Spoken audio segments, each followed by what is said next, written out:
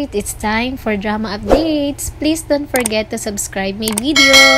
Wala na nga sa katinuan si Aurora dahil kung ano-ano ang iniisip niya na problema. Dahil sa pera at kapangyarihan, ginawa niya lahat kahit siya ay may nasaktan. Siya rin ang dahilan ng pagkawala sa sarili ni Rebecca dahil pinatay din ang taong minamahal nito.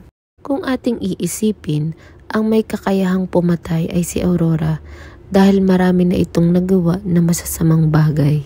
Ngunit tila ay bumabalik sa kanya ang masasama na ginagawa niya dahil unti-unti na itong nawawala sa katinuan. Dahil hindi niya na nakakayanan ang hirap na mawawala sa kanya ang kanyang apo at ang kanyang anak. Ngunit hindi magpapatalo si Rebecca.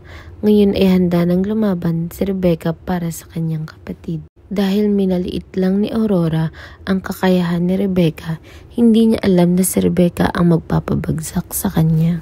Akala niya ay hindi marunong ito lumaban, hindi niya alam na malakas at matapang na si Rebecca. At nag-iisip si Rebecca para pabagsikin si Aurora.